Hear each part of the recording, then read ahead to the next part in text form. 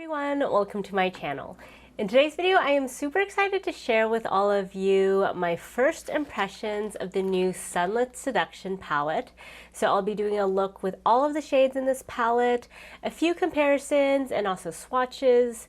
I don't anticipate this is going to be the only video I film with this. I'm probably going to do a follow-on that also includes a lot of really in-depth comparison swatches and a few more looks. So definitely subscribe if you guys are interested in more content about this. I've basically been doing that for all of Pat McGrath's Mothership releases. But before we dive into this palette, I first just wanted to give you guys a little bit of background. So in case you're new to my channel, I actually recently posted another video talking about Pat McGrath and also talking about my thoughts about this palette. So if you haven't checked that out, please check that out.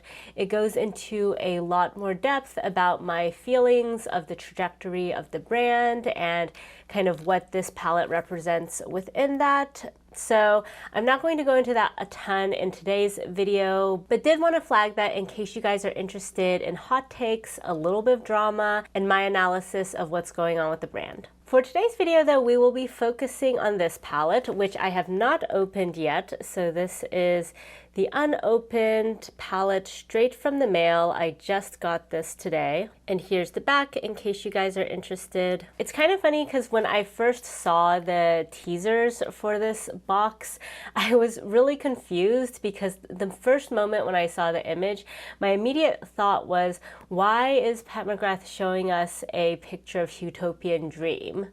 And of course, now looking at them side by side, they're not totally the same. So here's Huetopian Dream. You can see that the glasses are a little bit different. This new one doesn't have the mic, and the color of the crown is a bit different. But these are really similar, especially when viewed under the filters of Pat McGrath's videos. And so yeah, I do really wish they had paid some designer a little bit more money to make this slightly more different, because like even these jeweled lips are like exactly the same. And truly, I think looking closely at the crown, other than the little stars and UFO on the top of this one, I don't think there's that much difference. Yeah, this one over here, the new one basically has a disco ball over here. But truly, these are very small differences. And if you look at Pat McGrath's first three palettes, for example, the boxes were all totally different. And even most of the palettes after that, there were still more substantial differences in the packaging. But in any case, let's open this up and see what it looks like on the inside. So here we have the typical black lacquer packaging, at least on this side, though I'm already noticing, and some of you guys pointed this out as well, this back part is not the same. So actually, let me take out Huetopian Dream just to show you guys a side by side. So this is Huetopian Dream, this is Sunlit Seduction. You can see they both have a golden backing, but the material is actually different. Like this one has more of a brushed gold finish, looks a little bit more luxe to it. For this one, I don't actually know if it's a different material, but it is totally reflective. So yeah, I'm not sure. Looking at these closely, I guess this one feels a little bit cooler to touch than this one, so maybe it's a different material. I don't know. For any of you who have analyzed this more, please let me know. What I'm basically trying to figure out is this old one kind of made out of metal and this new one's made out of plastic, or are they made out of the same material? But in any case, they are definitely a different finish. So I wanted to flag that because there's been a lot of discussions about the decline in quality in Pat McGrath's palettes, especially with her newer kind of cardboard releases, her cream blushes, so on and so forth. So she is making some modifications to the motherships as well. Now let's open this up. This is my first time seeing the palette. Let me give you guys a close-up. So it is a very pretty palette, extremely kind of pinky peachy though.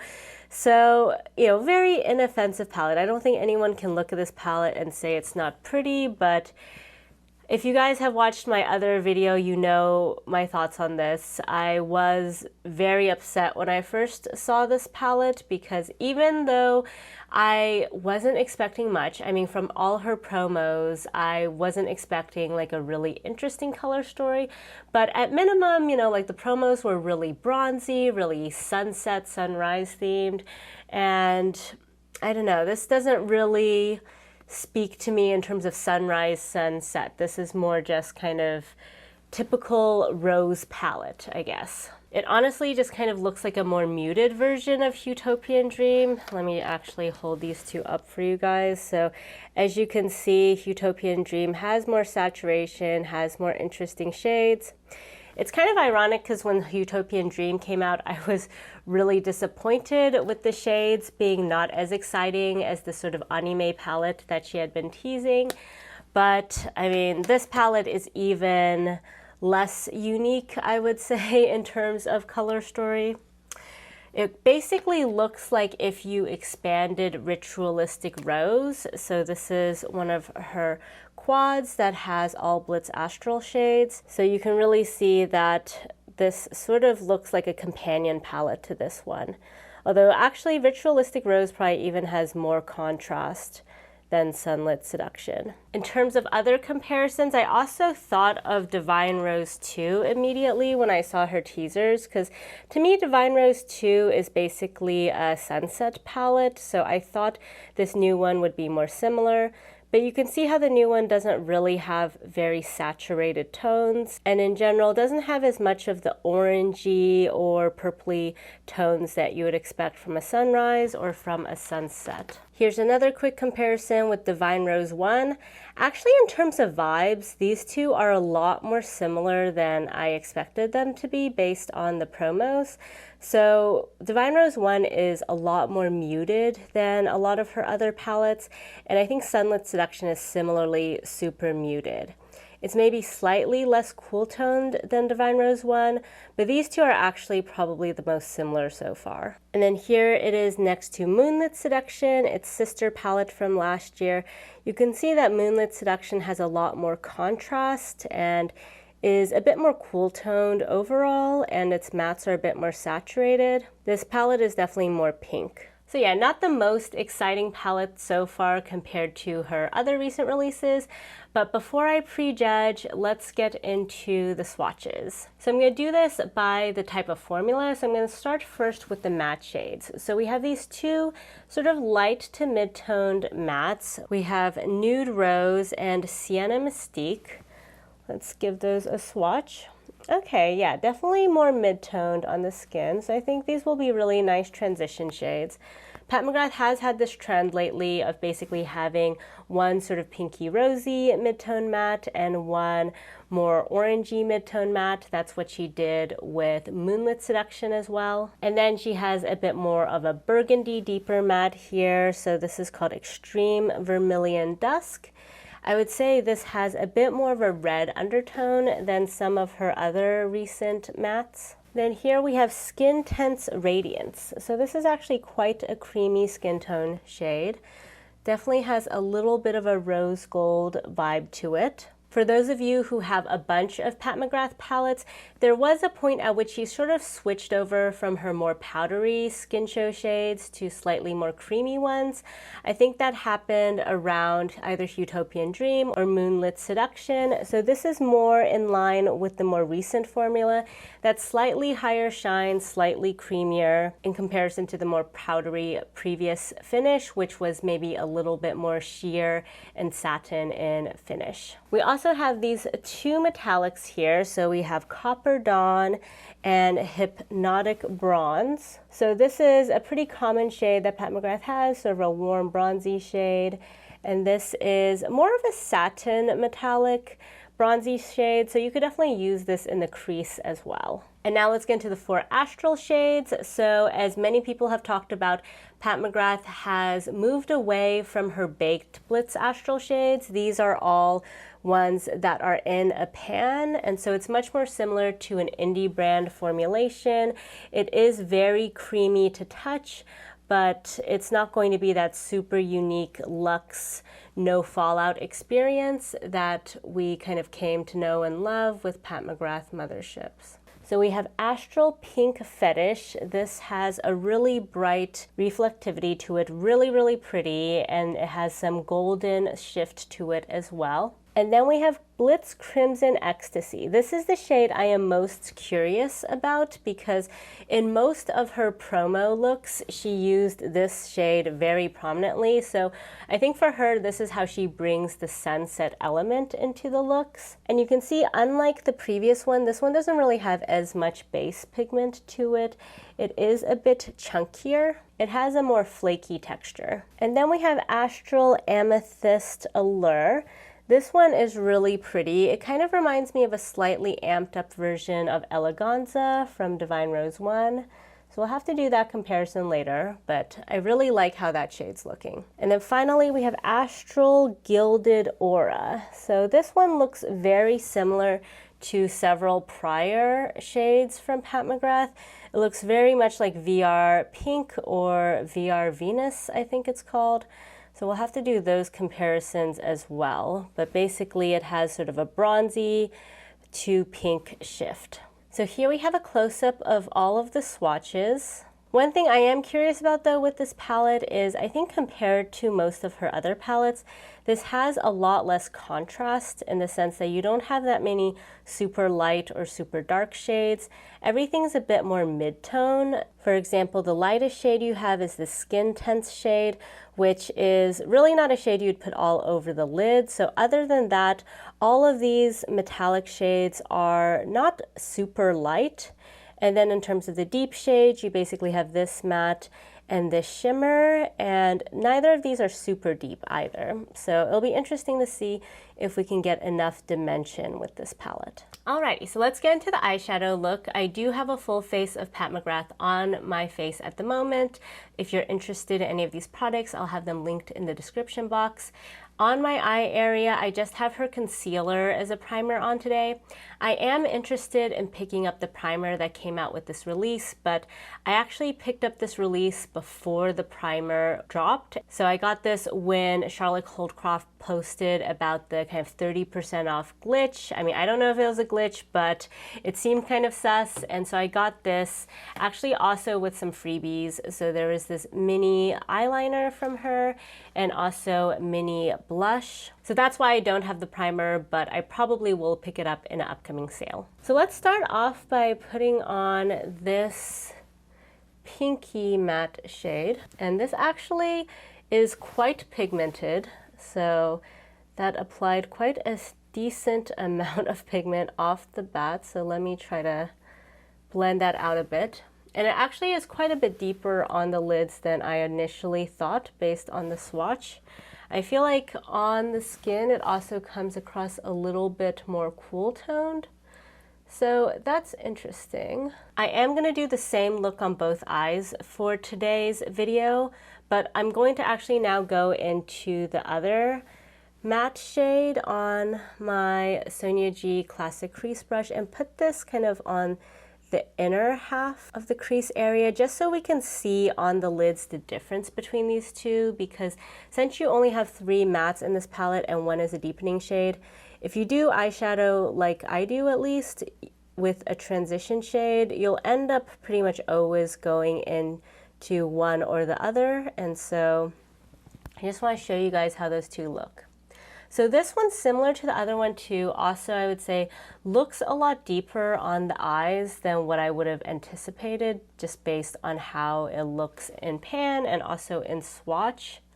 So you might want to be a little bit more careful in picking it up because especially over here in my inner corner, I feel like it actually looks really deep, but still quite blendable. So in hindsight, I probably should have switched the placement of these, but that's okay. I'm going to do the same thing on the other side now so you can see these two side by side, but being a little bit more careful not to pick up quite as much. So you can see how this shade is a lot more warm toned and browny and reddish in comparison to that much cooler kind of mauvey pink. So that's good, at least in terms of it lending itself towards either cool toned looks or warm toned looks. I think in my next video, I'll probably do exactly that. One cool toned look, one warm toned look, just so you guys can see the versatility of the palette. But I think it's unlikely I would do what I'm doing today in the future, which is use both of these mattes in a look. I think I would definitely just go in with one or the other. They don't necessarily, I think, meld the best because they are just quite different in terms of temperature. So now with my Wayne Goss number 19, I'm going to go into this deeper shade and start adding some depth to this look. This shade is kind of interesting because it reminds me of so many other shades from Pat McGrath.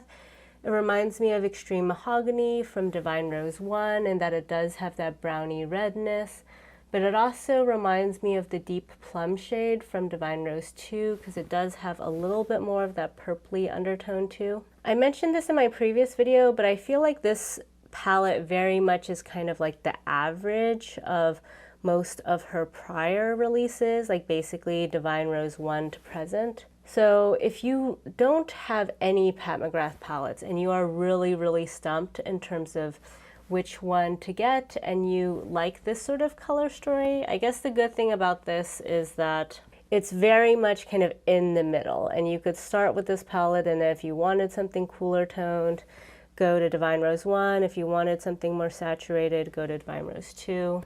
So now let's go into the lower lash line, and I think I'm going to kind of flip what I did on top. So I'm going to put this pinky shade in the inner half of the eye, since I do think in general this probably looks a little bit better in the inner part anyway. It's a little bit lighter than the sienna shade. And then I'm going to take that sienna shade and put that on the outer portion.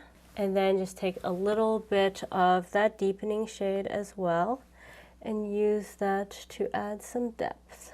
So now for these two shades over here, I'm kind of debating how I want to do this. Maybe what I'll do is I'll first put these two on my lids and lower lash line, and then I'll add these on top because I do kind of primarily want to feature these, so I'll probably end up covering these two mostly, but that way you can kind of see all of them in their full glory. So I'll first take this shade and put this on kind of the inner half of my eye. Very pretty shade, very nice metallic finish. Not like super gleaming metallic, but I think this is a great, very everyday friendly shade. It's not too different from my skin tone. And for a little bit of depth, I'm going into this brown shade. These two metallics are kind of interesting in that they're a lot warmer toned than the rest of the palette. So it does kind of change the vibe if you are going in with these two in comparison to going in with any of these over here. And then I'm going to do a similar thing on the lower lash line. First go in with this guy in the inner portion, add a little bit of shine, and then just take a little bit of the brown as well. All right, so here we have it without any of the Blitz Astral shades. It's kind of a strange look to me, honestly, because again, I just feel like these two are just very kind of orangey brown leaning, whereas the mattes don't necessarily have that vibe. Like this one especially pulls a little bit more purpley on the lids than I expected. This one's a lot cooler tone than I expected. So I guess if you primarily used this matte and just a tiny bit of this matte, then I think these would be cohesive together. But with the pink, it's honestly, yeah, not quite cohering for me. It's still fine. I mean, all of these are kind of neutral enough shades. I don't think they clash, but I don't really anticipate recreating this look, is what I'm saying. I kind of wish one of these metallics was a bit more cool toned, just to offer variety on days when you don't want to go into astral shades. But in any case, today is not one of those days, so let's try to put all 4 of these astral shades on my eyes. This is honestly going to be a little bit of a challenge, but let me try my best to make sure I can showcase these for you. So let's first start with this shade over here, and I'm going to just put a bit of this in the inner corner so you can sort of see how that looks by itself. Ooh, really pretty shade. Even though these aren't baked, they still are very beautifully reflective. I think if you like indie shadows, you will like this kind of formula. Basically, because it's not baked, it's not going to be as foolproof. These do have more fallout and kick up than her baked shadows, but they are very gilded and foiled. So if you like that vibe, then I think you'll like these shades. And then on the other side, I'm actually gonna go first into this shade over here, just because I really want you guys to see how different or similar they look. I mean, honestly, they don't look that different on the inner corners. Yeah. Yeah, I'm looking at this, and honestly, if I didn't know that I had two totally different shades, it'd be hard to tell. I mean, in swatch, they look very different. Like, we're talking this shade over here and this shade over here. But I think because they kind of are basically opposites, they end up looking a little bit more similar on the eyes than you might think. Because basically this one shifts from kind of gold to pink, and this one shifts from pink to gold. So yeah, surprisingly on the lids, maybe less different than you would expect. Now for the middle of the lids, I'm going into this shade over here, which I think is going to very much switch it up a bit, because this is a much cooler shade than what we see in the rest of the palette, with kind of grungy purple shade. It's going to cover up the metallics beneath. Okay, yeah, so that definitely adds a bit more of a slight lavender element. Though I will say, I don't really like it layered on top of the metallics. I feel like the purpley element over the very warm, kind of bronzy elements makes it look a little muddy. Like, I don't know if you guys feel the same way. Let me actually turn down this brightness a little bit, so hopefully you can see the shift a bit better.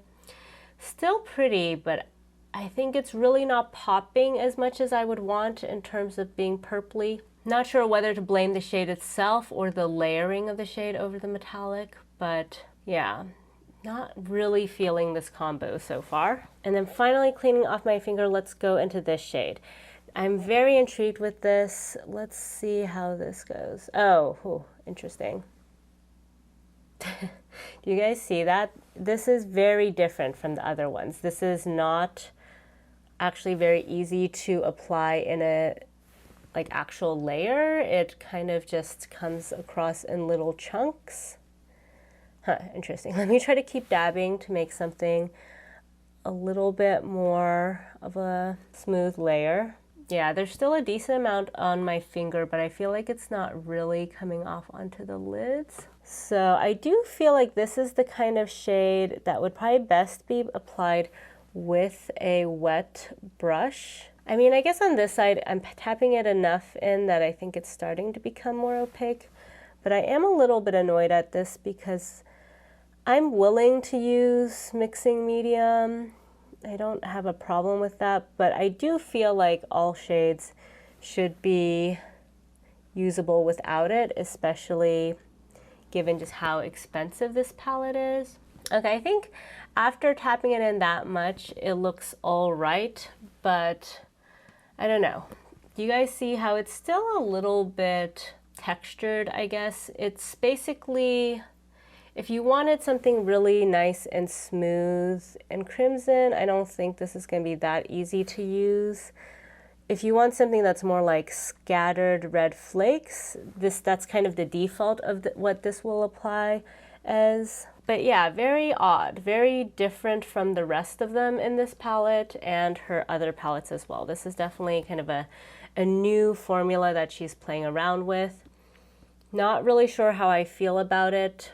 I actually have an upcoming video with some Terra Moon shades. I actually filmed it a long time ago, but just haven't gotten around to editing and uploading it. But there are some shades in that haul that were really, really hard for me to use because they were just so flaky. I couldn't really get a nice layer of them on my eyes. This one is not nearly as bad as those, but it is giving me kind of a similar vibe, which is not usually the vibe of what I'm going for. So I'm just going in right now with a little bit more of that deepest matte to try to blend out the edges, because I don't really like how it looks like it's just kind of sitting on top of the other shades. I want the look to be a bit more blended and seamless. Okay, there we go. And then I'm just going to try to zhuzh out these edges as well. Yeah, on the whole, I would say I'm kind of surprised how this look has not really turned out how I hoped or expected. So I do this with every one of my Pat McGrath palettes. So if you're curious about any of her other motherships, I do have videos on my channel where I basically put all of the shades on my eyes.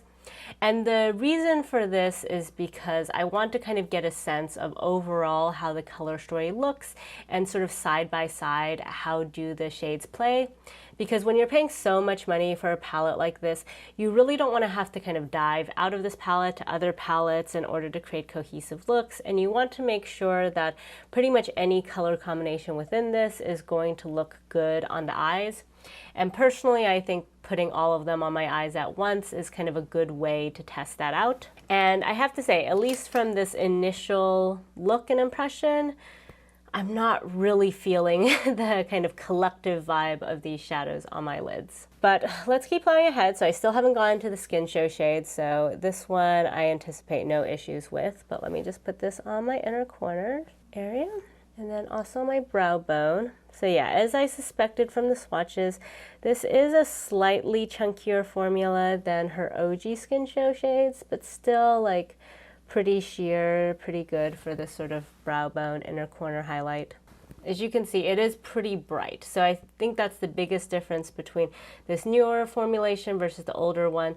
The older one didn't look as bright or shiny on the skin. So to finish off this look, I currently don't have any Blitz Astral shades on my lower lash line, and so I think I'm going to go back into these two over here because I'm sort of confused why they look like exactly the same on the lids. So on one side, I'm going to go in with this one, and I'm going to go in with the other one on the other side, just so hopefully we can get a bit more of a sense of how different they are. So this is the one that's pink shifting to gold.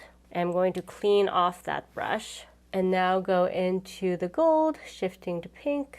Okay, so again, I would say they're less different than I would have hoped for. I do think this one is maybe just slightly cooler toned than this one, but honestly, would you guys be able to tell that there's any differences between my two eye looks? Like, I'm having a really hard time telling. So that's kind of disappointing to me. I mean, I think these would still maybe look different all across the lid just because the shifts are in the opposite directions. But applied to smaller areas like the lower lash line, inner corner, they just sort of blend together because they're always simultaneously showing the pink and the gold anyway. And so you can't really tell that they're super different shades. So I went off camera to do my eyeliner, and here we have the finished look. So I have taken a closer look at this look as part of putting on eyeliner, and I will say it's actually a lot prettier than I initially thought. So I take back what I said about not liking this look. I think with the Blitz Astrals more firmly integrated, it actually is quite pretty. It also has a little bit more sunset vibe than what I originally thought as well. I do think that red shade does a lot of the work in giving that sort of vibe, just because red is so much more evocative of the sun than any of these other shades. So now let's get into my overall thoughts and impressions about this palette. So on the whole, I would say this is a good palette. So from a quality perspective, there's not much bad I can say about it other than that this shade is a little bit finicky to use. Though I guess it also kind of depends on your preferences. If you like sort of a scattered glitter effect, then I think this is decent to use. It's still wet enough that you can also pack it on to get a bit more opacity like I did today. but it's definitely more finicky than her typical shades. The other shades though are all super easy to use. In terms of color story, I would say definitely the biggest critique is just that this is super similar to a lot of her other palettes. But if we are to judge this palette just by itself, I think it is a very wearable, lovely color story. If you like this kind of look, then this palette is very easy to use in terms of achieving it. Now, there still are parts of this color story that I feel like are a bit more disjointed than I would have liked. I think there's a few factors contributing to that. One is, as I mentioned earlier, all of the shades are kind of in a similar level of depth and saturation. You don't have much contrast in this palette, which is why, compared to my typical eyeshadow looks, I feel like there's not as much of a vibe of having like lighter shades in the inner portion and deeper shades in the outer portion. It's more just like all kind of the same mid-tone. Now, if you like that, that's great, but you know, for folks who do want a bit more contrast and dimension, I think the palette is slightly lacking in that respect. And then the only other thing that I didn't really like about it color story wise are that these metallics just really aren't my jam. I feel like they're really boring shades that she has in many of her other palettes, and they don't really go with the rest of the palette very much. I feel like basically these three kind of go together, but all the other shades go better together. So it's a little bit weird. I guess if you just want to stick to these three plus this one, you can get a really nice kind of everyday neutral look. But the rest of the palette doesn't cohere super well with these three shades, and especially the two metallics.